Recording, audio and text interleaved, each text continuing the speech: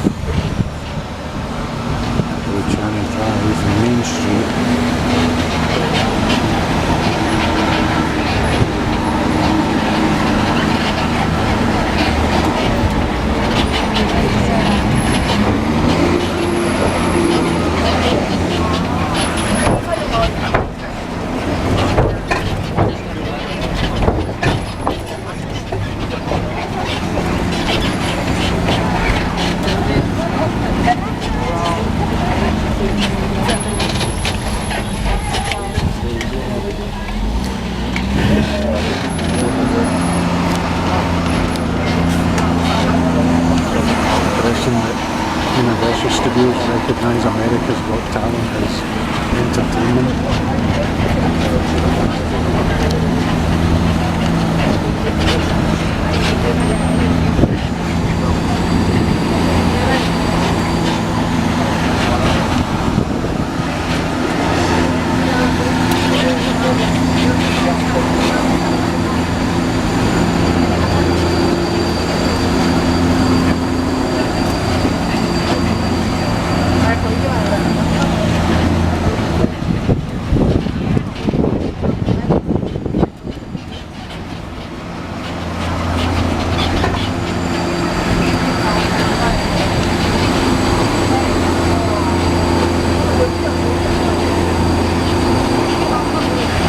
Folks, thanks for your patience here in that little quiet zone home.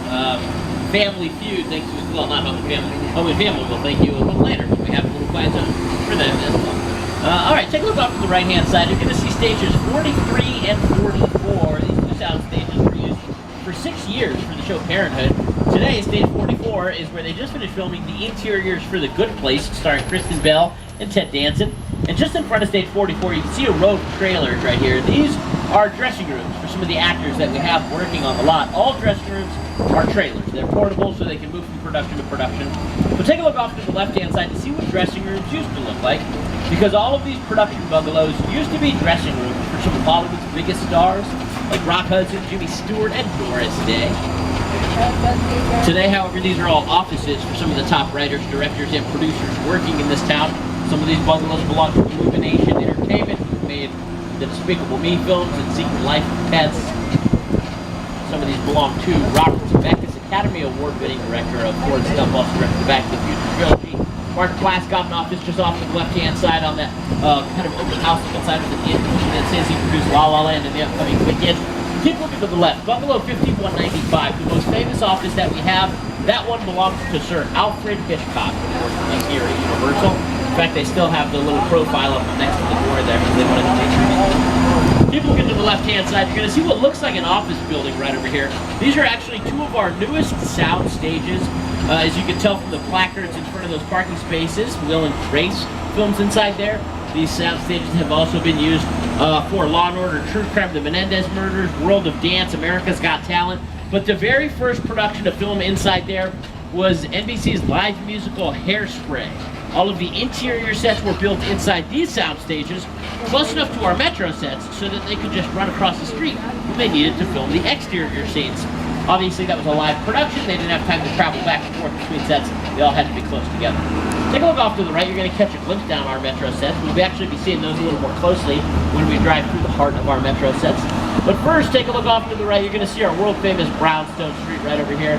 Been used in a variety of productions, ranging from episodes of Seinfeld to Academy Award Best Picture winner The Sting, and everything in between.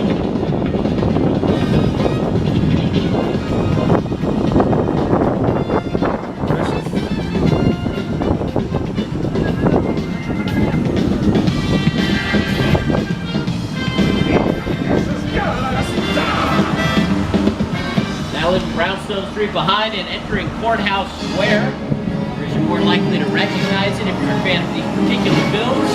Hill Valley for Back to the Future. Take a look off to the left-hand side. You're going to see the courthouse building where the climax of that first film took place. Here's the producer of that film, Mr. Bob Gale, as well as one of its stars, Christopher Lloyd, to tell us a little more about the importance of Courthouse Square on the making of Back to the Future. It was actually the back lot, the Courthouse Square, that inspired the entire climax to Back to the Future. I had scenes up in the clock tower on that ledge. It was a ledge about that wide. And I was standing inside looking at the ledge, and I already had vertigo. I just thought there's no way in the world, no way I'm going to stand all that. I was up there for quite a while. Of course, I had a cable.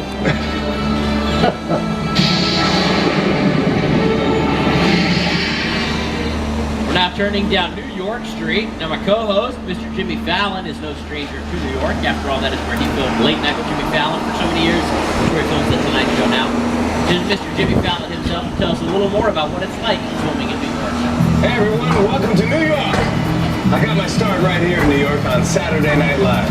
This is actually my old neighborhood. I once got mugged over there by an old woman, tough lady.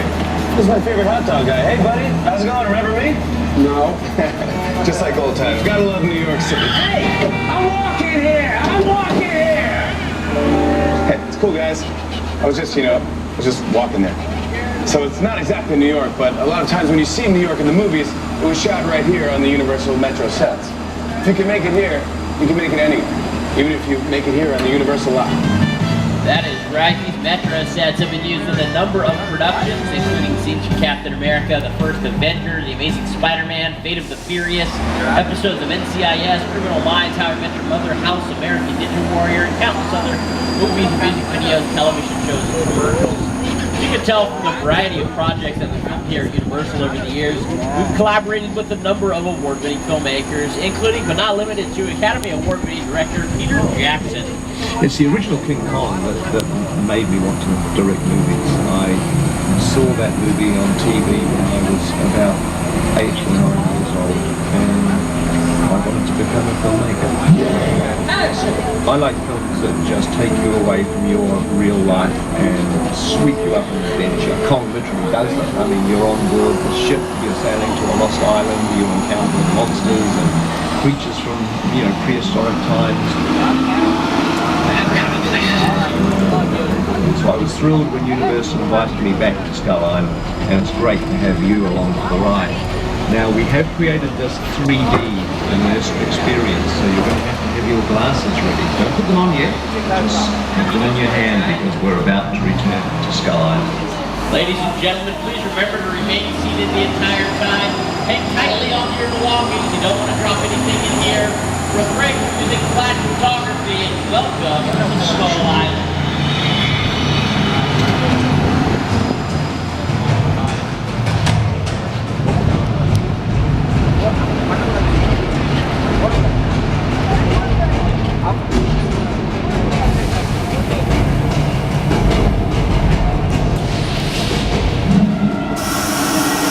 All right, folks, throw those 3D glasses on now.